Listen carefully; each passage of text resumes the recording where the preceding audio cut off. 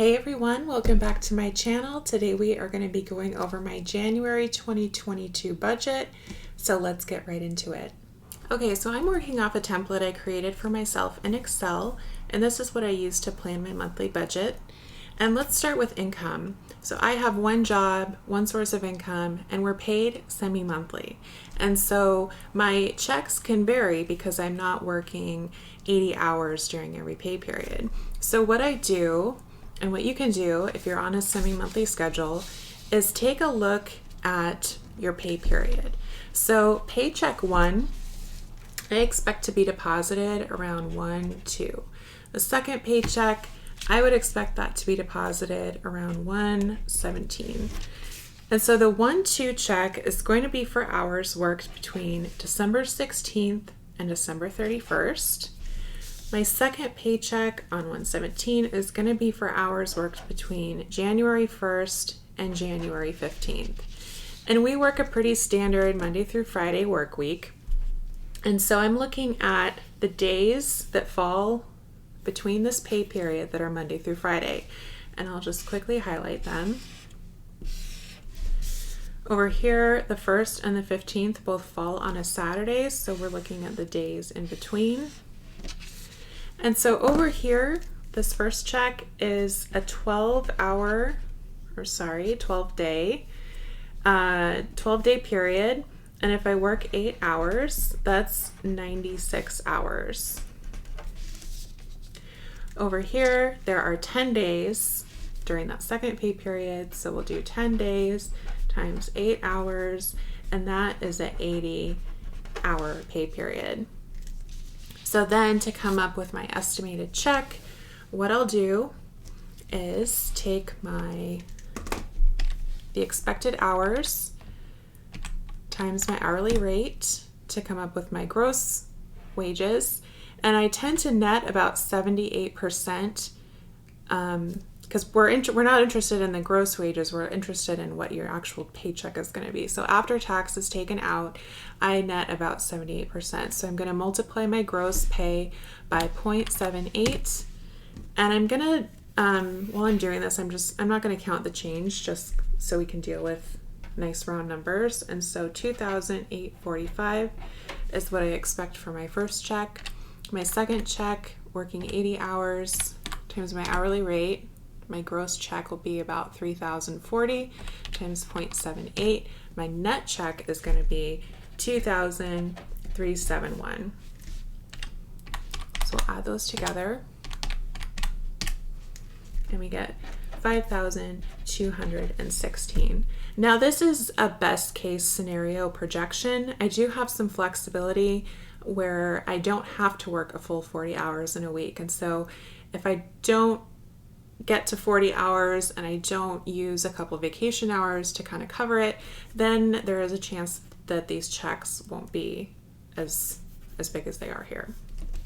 So now that income is figured, let's look at fixed expenses. So I pay $1,617 in rent. I pay $45 for pet rent, and I pay $80 for a covered, secured parking spot in our building. I pay $34.99 for internet only. I do not have cable. I finance my car, and so I pay $284.28 a month for my car payment. My storage is now $68.79. It went up from $62.25, and this is a change that is now reflected as of November. So this is an update. My cell phone is $92.62, and that is for my line, my mom's line, and a shared data plan.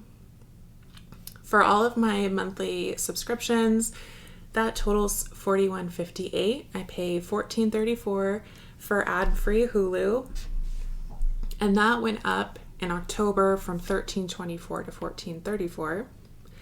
YouTube Premium is $13.22. Spotify went up by just a few cents. And I paid $2.99 for my Apple storage.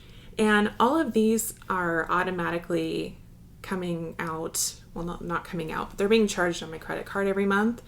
And so I will periodically look at my statement and make sure that what's coming out is actually what I think is coming out, and I'll adjust it if needed. I have a couple deductions that come out, and then I transfer $120 into my business checking account every month to cover these 2 subscriptions. And this Adobe is for the full Adobe Creative Cloud suite, and that is $60, and I almost never use that. And so I am seriously considering canceling altogether or really slashing what services and what programs I want. And so, because this is just a lot of money for something that I don't use. I had high hopes at the time of becoming an expert in Photoshop and editing my videos in Premiere Pro, and it's just not happening. So I need something that's a little more basic, user-friendly, beginner-friendly, and so I think I'm gonna toss this pretty soon here. Okay, on to variable expenses. I am budgeting $150 for utilities, and for the past 7 or 8 months that I've been in my apartment, I haven't ever hit this 150. The closest I came was in the summer when I was running my air conditioning a lot. My total utilities were 148. But right now, I mean, today we have the first snow of the year. My fireplace is cranked up, and I don't know what my winter usage or winter rates are going to be. And so this might need to be adjusted soon. For gas, I'm budgeting $100. I'm budgeting $500 for all of these combined. So groceries, restaurants, takeout, coffee, tips. I'm just giving one figure for that. And then I budget $100 for wet food, dry food. Gemma's on a daily prescription, and so to get that refilled, supplies like restocking poop bags, stuff like that. So I have a $100 budget here. And then this $150 spending is just for all the other little things that might come up during the month. So if I need to refill a prescription of my own, if I want to get a new notebook or a pack of pens, if I need to restock household supplies like garbage bags or laundry soap, or if I need to restock some personal toiletries like body wash or toothpaste, I'm just going to roll all that into this spending category. And then I have a little buffer built in so that if I were to go over on any of these other categories, that I could hopefully take it out of spending before I would go over my $1,000 budget. So now that we have income projected of 5,216, we know what our fixed expenses are going to be, 2,434, and variable expenses are estimated, just 1,000. So left is 1,782. This is the amount that during January I should be able to withdraw and put in my sinking funds. These highlighted categories, these are individual envelopes that I have in my budget binders, but I consider these 4 as basically a fixed expense. I really want to get these stuffed. If I have almost no money left to stuff, I at least want to get these covered. And so those combined is $305. So I'm just going to take that off right off the top.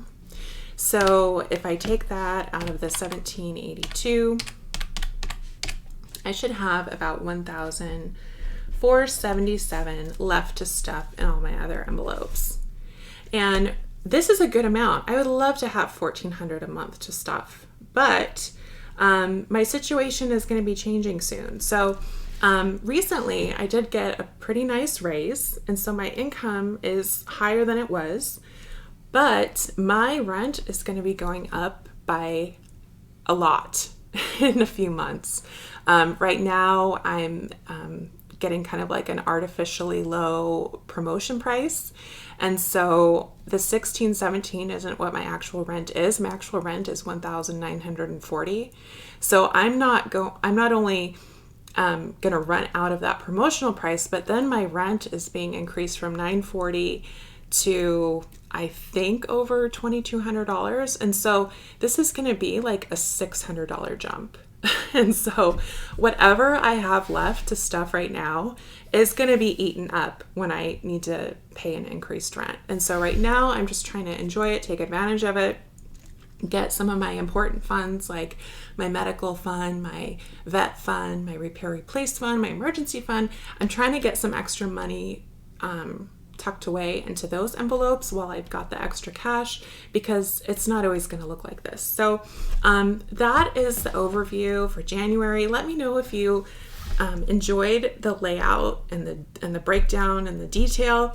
If you want, I can actually go into more detail on how I come up with my projections for like gas and food and utilities. And so just let me know. Let me know what you think. Please subscribe if you haven't already. Thank you so much for watching. If you enjoyed this video, please give it a like, and I will see you soon. Bye.